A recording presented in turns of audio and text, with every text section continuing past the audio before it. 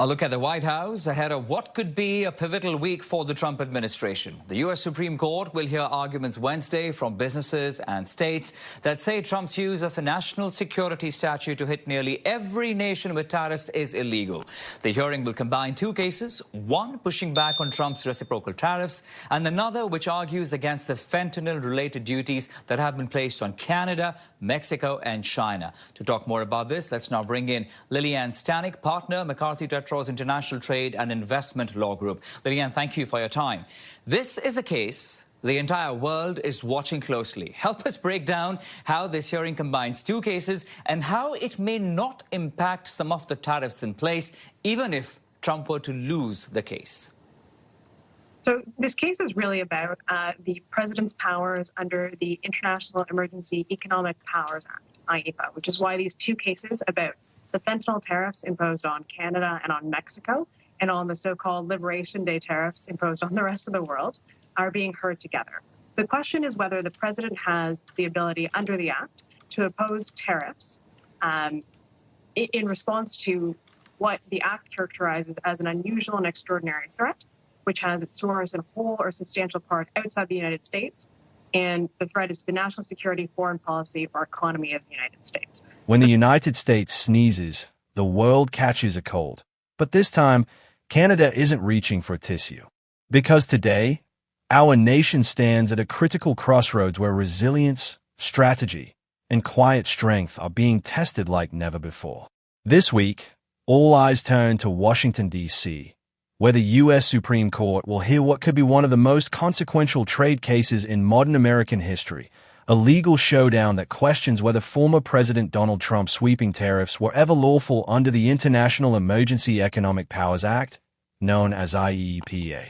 But behind the legal jargon and the televised hearings, one question looms large for Canadians. What happens to us, to our industries, our workers, our families, when America plays politics with trade? At the center of this storm are two cases. One challenges Trump's so-called reciprocal tariffs. The other takes aim at his fentanyl-related duties, tariffs that directly targeted Canada, Mexico, and China, under the claim that these countries were somehow contributing to a national emergency in the United States. It was a sweeping declaration, one that stretched the limits of presidential power, and it opened the door for tariffs on virtually any country, at any time, for almost any reason. Trade lawyers like Lillian Stanek of McCarthy have made it clear, this is not a small technical matter.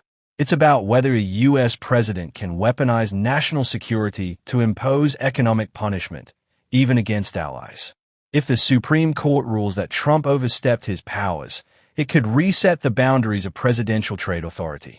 But even if Canada wins legally, the reality is much colder. Tariffs aren't going away. Canada has lived this before. From aluminum and steel to softwood lumber, we've been the convenient target every time Washington decides it needs to flex its muscles. The most recent example? Trump's threat of another 10% tariff on Canadian goods, in direct response to advertisements from Ontario Premier Doug Ford promoting Canadian trade resilience in the United States. Think about that for a moment. A foreign president, threatening economic retaliation because a Canadian premier defended his province's workers. It's more than a trade dispute. It's a statement of power. And it's exactly why this moment matters so deeply. Let's be clear. These tariffs aren't just numbers on a spreadsheet. They ripple through every factory, every shipping yard, every family that depends on trade to make a living. The newly introduced bus tariff, targeting medium and heavy-duty trucks and buses, hits at the very heart of Canada's manufacturing belt, Ontario. These vehicles, their parts, their components, they are not just products. They are the result of decades of collaboration between Canadian and American engineers, factories, and workers. Since the days of the Auto Pact, our two economies have been intertwined. Every car that rolls off an assembly line in Ontario contains American parts, and every American truck carries the signature of Canadian craftsmanship. So when the U.S. imposes tariffs in the name of national security, it's not just hurting foreign competitors, it's tearing apart one of the most successful economic partnerships in modern history. Mark Carney, Canada's seasoned economist and one of the world's most respected financial minds, has been clear about the path forward. CARNEY doesn't shout. He doesn't grandstand. He plans. In the face of uncertainty, his message echoes the best of Canada's values: discipline, diplomacy, and determination. Rather than reacting emotionally to Washington's provocations, CARNEY has emphasized the need for Canada to diversify its trade relationships, especially with Europe, Africa, and Asia. Strengthen domestic manufacturing to make Canada less vulnerable to U.S. unpredictability. Invest in green technologies and innovation to ensure the next generation of Canadian exports aren't easily replaced or replicated abroad. Under his vision, Canada's response isn't to retaliate with noise. It's to outthink, outbuild, and outlast. Now, let's talk about what this means for ordinary Canadians. For the factory worker in Windsor who's already seen 3 rounds of layoffs. For the small business in Alberta that depends on exporting parts across the border.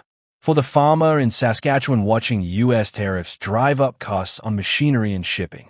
These aren't abstract debates about legal statutes. They're about real lives.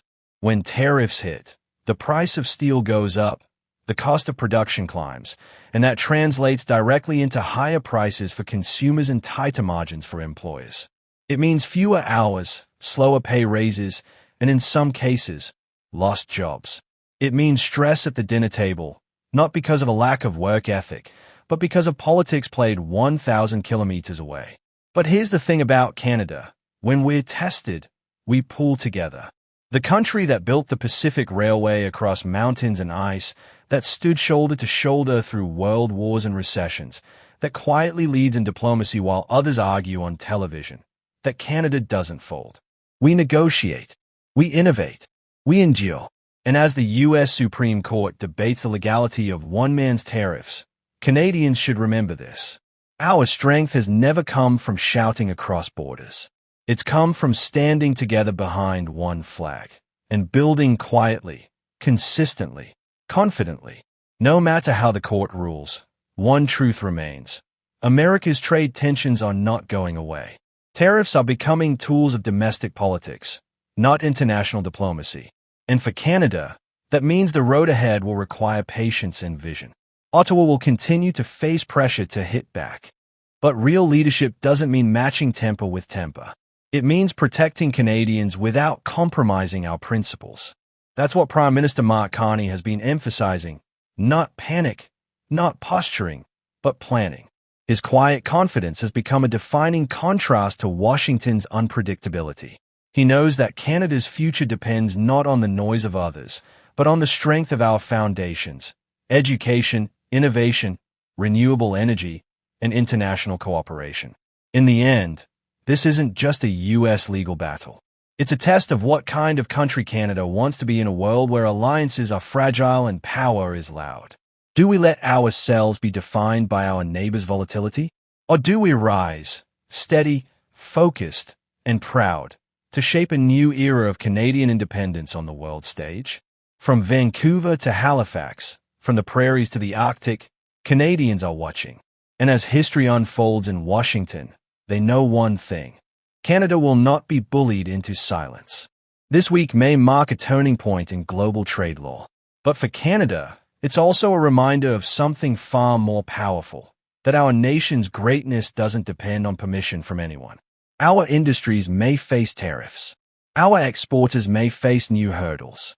But our resolve, our belief in fairness, decency, and mutual respect remains unshaken. As the U.S. Supreme Court debates the meaning of national security, Canada continues to define the meaning of national dignity. Because when others weaponize fear, Canada answers with principle. When others act out of anger, Canada acts out of reason. And when the world watches this latest trade storm unfold, one truth will stand clear: Canada does not yield, it leads.